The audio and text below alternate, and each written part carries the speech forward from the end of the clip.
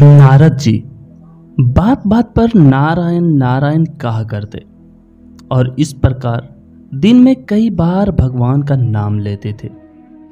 एक दिन उनके मन में यह विचार आया कि वह तो बहुत बार भगवान का नाम लेते हैं, अतः वही भगवान के सबसे बड़े भक्त हैं।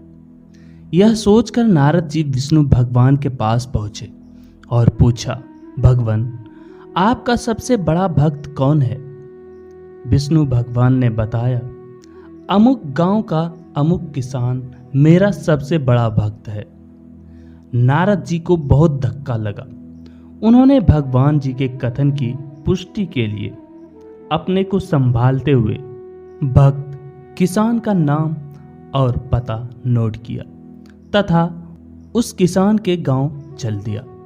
वहां जाकर देखा कि किसान ने सुबह 4 बजे उठकर 2 बार नारायण नारायण कहा। फिर नाद में भूसा, खली व पानी डालकर बैलों को लगा दिया। दैनिक क्रिया के बाद सुबह का जलपान कर सूर्योदय के साथ ही हल बैल लेकर खेतों में जा पहुंचा। पूर्वाह्न 10 बजे पत्नी द्वारा लाया कलेवा खाकर पुनः खेत में काम करने लगा।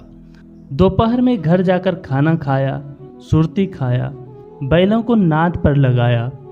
अपराह्न में खेतों में जाकर काम किया। ठीक सूर्यास्त के पहले घर लौटा, हाथ मुंह धोकर खाना खाया, 2 बार नारायण नारायण कहकर सो गया।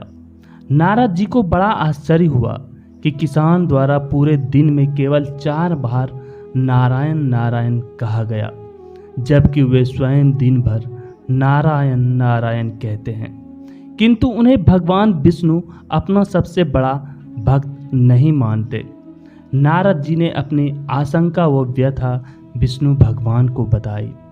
तब विष्णु भगवान ने नारद को एक पूरा जल भरा कटोरा दिया और कहा, इसको लेकर आप सूर्यास्त तक भ्रमण कीजिए, लेकिन ध्यान रहे इसमें से एक बूंद पानी भी ना गिरे।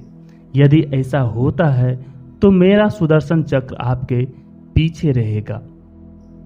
एक बूंद भी पानी गिरा तो वह आपकी गर्दन काट लेगा। नारद जी ने जल भरा कटोरा लिया और सुबह से शाम तक भ्रमण किया।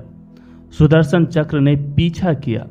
सूर्यास्त हुआ तो उन्होंने राहत की सांस ली। कटोरे से एक बूंद पानी नहीं गिरा। उन्होंने राहत की सांस ली। नारद जी विष्णु भगवान के पास पहुंचे। विष्णु जी ने पूछा, भ्रमण कैसा रहा?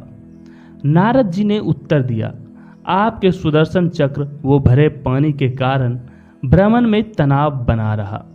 विष्णु जी ने पूछा, भ्रमण में कितनी बार मेरा नाम लिया? नारद जी बोले, भगवान एक तो जल भरा कटोरा लेकर चलना और उस पर आपके सुदर्शन चक्र का पीछे पीछे चलना, उसमें पूरा ध्यान इन बातों पर था। आपका नाम कहां से लेता?